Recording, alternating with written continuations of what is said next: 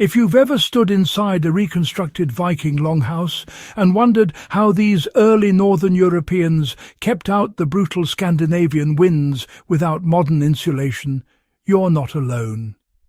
The truth is, the Vikings had a wall-building trick so effective that even today, archaeologists still marvel at how such a simple material could stabilize indoor temperatures, block drafts, and turn timber and thatch homes into surprisingly warm shelters.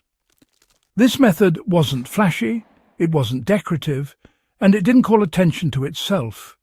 It worked quietly, invisibly, and flawlessly. In the next few minutes, you're going to learn what that silent wall layer was, how it functioned, and how it can still be used today to insulate small structures, survival shelters, and even experimental historical builds. By the time we move into the details, you'll see exactly why this ancient Viking interior layer didn't just end winter drafts. It created a living microclimate that modern materials still struggle to replicate. The Vikings relied on natural materials that controlled airflow rather than blocking it.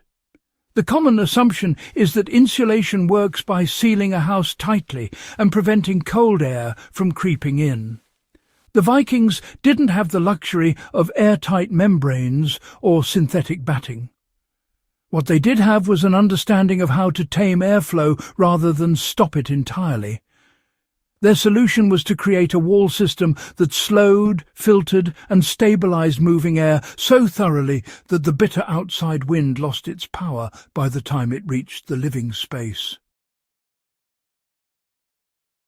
The material at the heart of this technique was turf. Dense blocks of grass-covered soil cut from the landscape and layered between the timber framework of the house. Turf wasn't just a wall covering on the outside of some structures. In many longhouses, it acted as an interior insulating layer packed between posts or applied behind wooden planks. Its strength wasn't in being airtight. Its strength was that it held small pockets of trapped air within its dense root network. Those tiny, natural pockets functioned like a primitive version of modern insulation, not by sealing the house completely, but by slowing heat movement and taming drafts. The brilliance of turf insulation lies in its mass.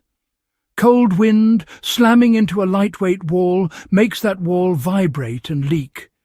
But wind hitting a thick turf layer has zero effect because the layer is heavy, stable and structured. The Vikings took advantage of that. They cut turf slabs in late summer when root mats were strongest, then stacked or pressed them into the wall frame where they naturally interlocked into a dense, draft-stopping mass. Another overlooked element of turf's effectiveness was moisture regulation. Turf holds water in a way that prevents extreme humidity swings inside a structure. The moisture in the turf layer acted as a buffer, absorbing excess humidity from warm indoor air and releasing it slowly. This stabilized the climate inside a longhouse and prevented the condensation issues that plague many modern airtight wall systems. The turf never became soggy inside the wall as long as it had access to airflow from the outside, making it a living material that breathed, regulated, and insulated simultaneously. A turf wall wasn't used on its own. It worked best when paired with sturdy vertical or horizontal planks of pine or spruce on the inside. These interior boards didn't just give the wall structure. They prevented abrasion and crumb shedding from the turf. More importantly, they created an interior air cavity where warmed indoor air could circulate without escaping. This combination of wood plus turf created what engineers today call a thermal mass wall. Heat would enter the inner wood, pass slowly into the turf, and then slow even more as it moved outward. The result was a dramatically reduced temperature shift. A longhouse with turf-layered walls retained warmth hours after a fire burned out. A modern builder experimenting with Viking principles could replicate this pairing easily. You could construct a small shed or workshop with inner timber planks, then fill the wall cavity with densely compressed blocks of sod cut from your property. As long as the sod layer remains protected from direct rainfall and has airflow on at least one side, it will behave almost exactly as Viking turf insulation did.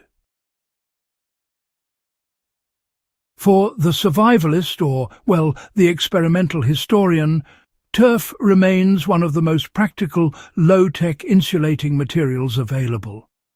If you were constructing a quick winter shelter in the wild, you could cut turf blocks using an axe or spade, stack them around a frame of poles, and instantly gain a level of insulation that's just impossible with only sticks or bark.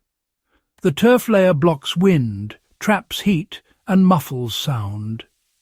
If you wanted to replicate a Viking home experiment in your backyard, you could create a small wall segment using a timber frame, pack it with turf slabs, and test its thermal performance with a simple thermometer. Those who build cabins off-grid sometimes still use this method, especially in northern climates. A turf roof or wall layer can weigh several hundred kilograms, but when supported correctly, it needs no plastic membranes, no chemical treatments, and no modern insulation batting. It becomes part of the landscape and, just ages naturally. The Vikings never saw themselves as living harsh lives. They understood their environment intimately and used it to their advantage. The silent turf layer was one of their greatest design choices because it allowed them to build shelters that balanced warmth, airflow and durability, using nothing but the ground beneath their feet. This wasn't a stopgap measure. It was a chosen engineering solution, refined across generations. And today, the principles behind it, controlled airflow, thermal mass, moisture buffering, remain cornerstone concepts in high-performance natural building. The more we uncover about Viking construction, the more we realize how much knowledge they embedded in what looked like simple choices. If this deep exploration into their insulating method offered you something valuable, make sure you subscribe to In the Beginning and share this guide with others who appreciate real historical engineering and survival wisdom.